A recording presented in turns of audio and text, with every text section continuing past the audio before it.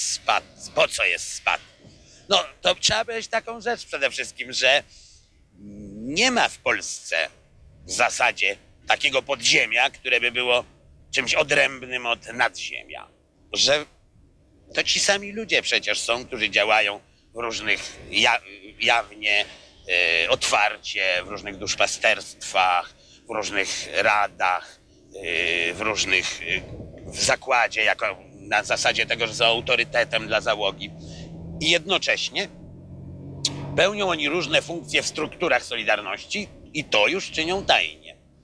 Tyle tylko, że po to, aby ta cała machina mogła funkcjonować sprawnie, potrzebni są ludzie, którzy to firmują nazwiskami i tych parę osób w rezultacie się ukrywa, dlatego że gdyby to firmowali nazwiskami ci z zewnątrz, ci z nadzziemia, to natychmiast zostaliby aresztowani. I istnieje cały problem kontaktu z tymi ludźmi, którzy się ukrywają, który to kontakt musi być częsty, szybki, po to, aby oni mogli rzeczywiście kierować, a nie, jak usiłuje wmówić propaganda rządowa, ukrywać się, siedzieć w piwnicy bez kontaktu.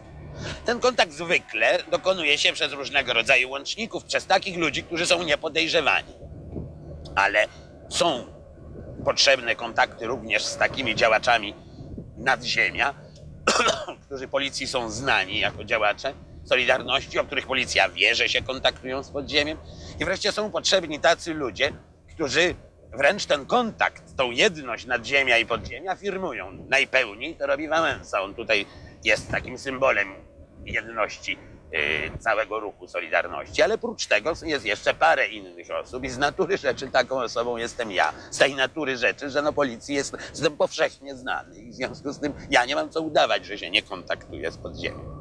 Dlatego zresztą mogę tu, w tym filmie wystąpić. Otóż ta moja droga, ta granica między nadziemiem i podziemiem, którą wyznaczam, jest oczywiście również granicą między wolnością i więzieniem, bo w każdej chwili policja może przyjść, mnie zabrać i postawić mi kilkadziesiąt zarzutów swobodnie.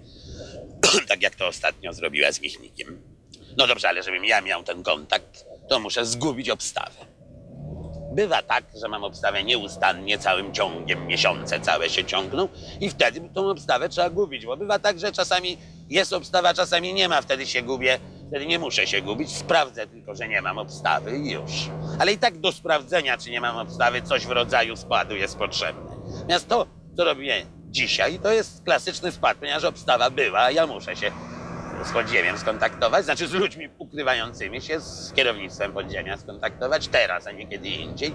I w związku z tym trzeba było wykombinować taki numer, jaki żeśmy tu właśnie prezentowali. To znaczy, to chodzi o taką zasadę, aby przejście z jednego miejsca w drugie dawało równocześnie inny układ ruchu. To znaczy, aby policja nie mogła z tymi samochodami od razu przerzucić się na drugą stronę bloku na przykład. Gdy blok był po prostu przejściowy, i z obu stron była ulica, które się gdzieś blisko spotykają, no to oni niesłychanie prędko. W momencie, w którym ja staję pod blokiem, polecono by natychmiast zajechać z drugiej, bo oni mają te przejścia zaznaczone.